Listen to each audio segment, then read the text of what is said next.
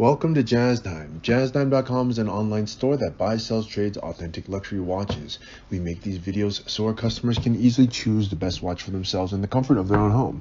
If you like this watch and would like to purchase it at the lowest price anywhere online, click on the link in the description below to buy it at JazzTime.com. Today, I'm going to be reviewing the Audemars Piguet Royal Oak self-winding 37mm in stainless steel with a blue dial reference 15550ST.OO.1356ST.06. I'll tell you a little bit about the history of the Royal Oak, then tell you about where this watch stands in the lineup of other similar Royal Oaks, then tell you about the case bezel dial bracelet movement, finally try it on and give you my thoughts. So let's start with the history. The Royal Oak is Audemars Piguet's flagship model. It's the model that started off their entire Octagonal Bezel collection that so many other watches have followed. The Royal Oak, the Offshore, the Concept, and even to an extent the Code 1159. So every one of their watches has this inspiration of octagonal bezel inside it. It was created by Gerald Genta, a very famous designer who also created the Patek Philippe Nautilus, and went on to do his own brand and do many big things thereafter. He's now dead, but his work lives on in this Royal Oak. And the Royal Oak, rightfully so, has gone on to be the most recognizable sports watch on the planet, at least in my opinion. It's the watch that started off the luxury sports watch section for the entire world. After AP came many other brands that decided to do luxury sports watches. Now that seems like a commonplace, but back in the early 70s, 1972 to be exact, that was not very common. Watches were dress watches, they were made in gold, precious metal. AP came along, made a stainless steel watch, and charged actually even more than gold prices. So it was quite incredible back then. They gave rise to the sports luxury watch segment, which now almost every watch brand has a part of. Okay, that's a little bit about the history. Let's talk about where this watch stands in the lineup of other similar Royal Oaks.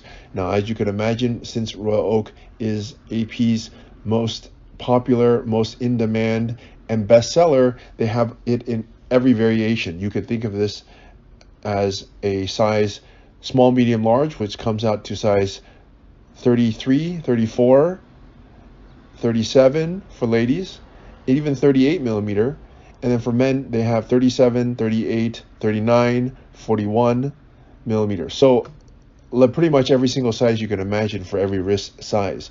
This is a size 37, which could be considered a unisex, can be worn by a man or a woman, so it's a quite versatile watch. They make the 37 with, in this configuration, with just time and date only. That means 3 hands and a date, the least number of complications possible. They make it in several different colors.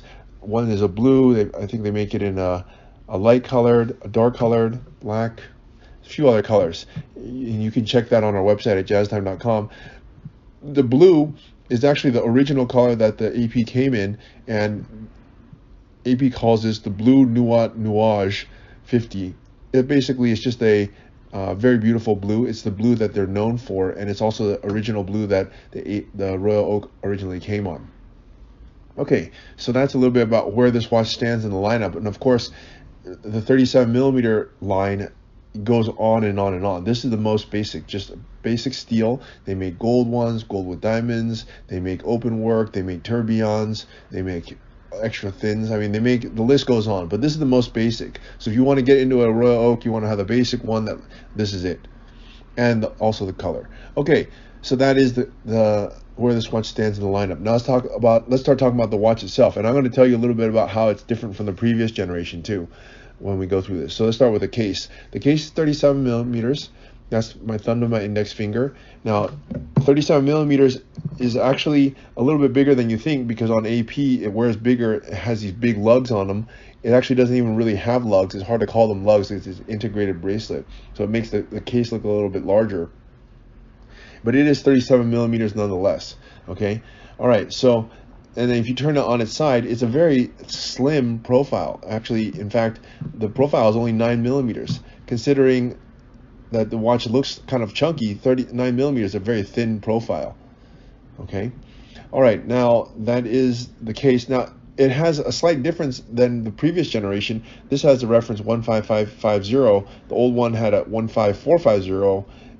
This one, and the difference is the beveled edges on the case are a little bit thicker in this situation than the previous generation, and it's a tiny bit thinner. Not much. I think the old one was like 9.9 or something, like 9.1, but it is thinner. Okay. All right, that is the case. Now let's, and I might point out the fact that the polishing on the case is expertly done, as well as the bezel, which we're going to get to next. So let's talk about that. The bezel, it's your standard Royal Oak bezel, octagonal in shape. It has this high polish on the edge, satin finish on the top, and it has these white gold hexagonal screws. It's really done to perfection, and it's iconic if you ask me. And that has not changed between the previous generation and this generation. This generation started in 2022. The previous one was 2017 to 2022. It was like a 5-7 year run or 5-year run or so. Now we're on the current generations, which is what you see here. So I'm not really sure what else they could do to this watch to make it any more perfect than it already is. The bezel has unchanged as a so there you have it. Okay, let's move on to the dial. Now the dial is actually changed from the previous generation. It's not much, but it is something. Now the dial that you're looking at here is blue. It has this little waffle design, or it's actually called a tapisserie dial. Okay, it kind of looks like a waffle. That's why I call it a waffle. It's actually called a grand tapisserie pattern or grande tapisserie pattern. They do the hour markers and hands all in white gold, which is not really surprising, and they put it luminescent coating so that you can see it at night, which also again is not surprising. The date wheel matches blue, which also not that surprising. What is kind of cool is that at the 12 o'clock position where they put the name Audemars Piguet, on the previous generation they put the insignia, which is AP, just the two words AP, and then wrote Audemars Piguet in like ink. That did not look very nice if you ask me, and if you ask AP, also did not look very nice. So they got rid of that. They got rid of this insignia in favor of putting the entire name of the brand. And in fact, not only did they do that, but they fashioned these words in white gold, which actually, if you ask me, is a real nice touch to it. In fact, I think other brands could probably follow suit soon after, such as Patek Philippe. I mean, the name is the most important part of the watch, so it would make sense to fashion it in white gold or some kind of precious metal. AP, for example, did not do that before. They just fashioned the letter, the insignia. Now they're doing the entire thing, and I bet the other brands will probably follow soon thereafter. Patek Philippe actually does it only in ink. Strangely enough, they don't usually put their name in white gold, which you would think that they would. Okay, anyways, that is one big difference. Okay, and I believe that the hour markers and the hands are longer than they were before. I'm not so certain about that one, but you might want to check that. But at any rate, the main thing is the insignia.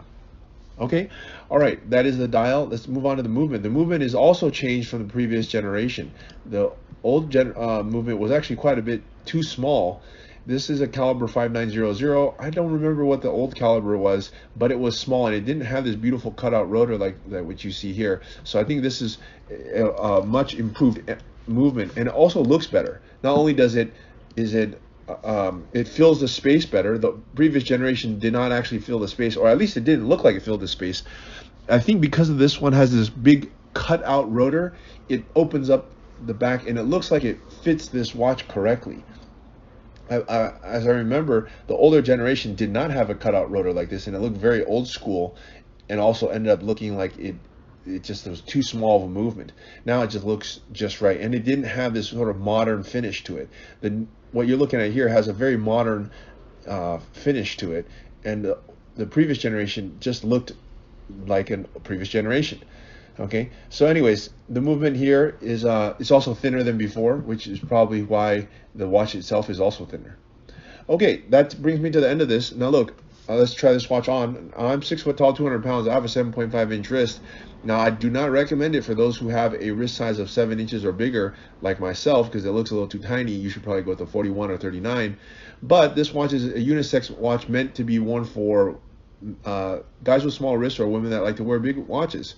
So in that case, it fits the bill exactly.